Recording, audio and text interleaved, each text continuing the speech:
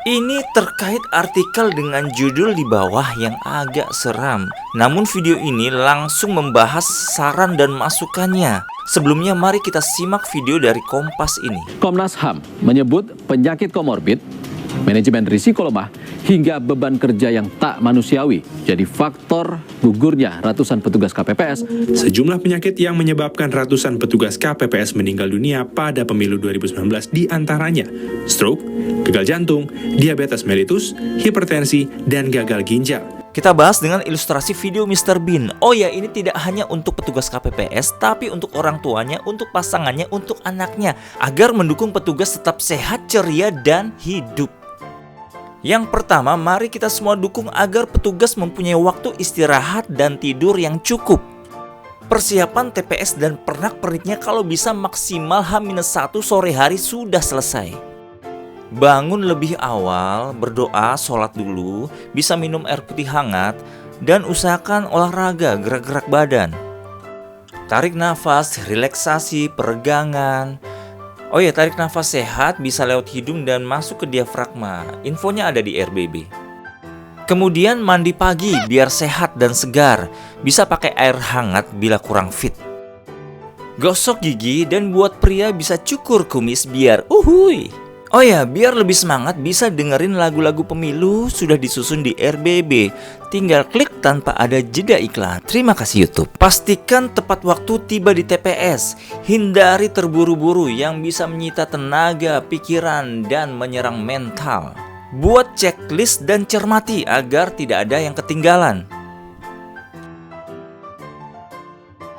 Kalau bisa berjalan santai ke TPS kan lumayan olahraga. Bila cuaca dingin ingat membawa jaket. Nah, TPS pun perlu dibuat sejuk, baik buat stamina. Ini yang juga sangat penting, asupan makanan minuman yang sehat dan cukup. Perhatikan asupan gizinya, perhatikan apakah aman buat lambung, dan seterusnya. Ingat, kebanyakan bisa ngantuk, kekurangan bisa defisit. Yang imbang, kalau perlu minum cucu atau vitamin. Ngomong-ngomong tentang minum, semakin lama waktu berlalu, semakin kita perlu menjaga cairan tubuh agar tidak dehidrasi. Tidak perlu khawatir bila ingin buang air kecil atau bahkan besar. Jangan ditahan, bisa bekerja sama dengan petugas lainnya. Usahakan petugas pakai mikrofon dan speaker agar tidak menghabiskan energi teriak-teriak.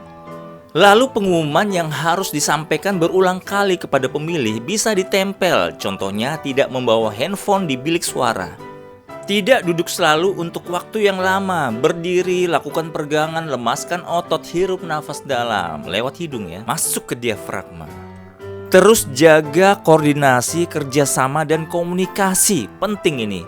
Bila sesuatu tidak sesuai harapan atau kalkulasi yang tidak cocok, tingkat stres tetap perlu dikontrol, jaga hati dan pikiran. Kalau perlu, sepakat mendengarkan musik instrumental atau lainnya. Serius tapi santai kayak di pantai. Tetap fokus, cermat, cek dan recheck. Sekali lagi jaga koordinasi, kerjasama, dan komunikasi, termasuk dengan petugas PPS. Bila semua sudah dipersiapkan dan dijalankan dengan baik, terus dibawa doa, maka langkah dan hati menjadi ringan untuk menyerahkan hasil suara yang sah dan valid.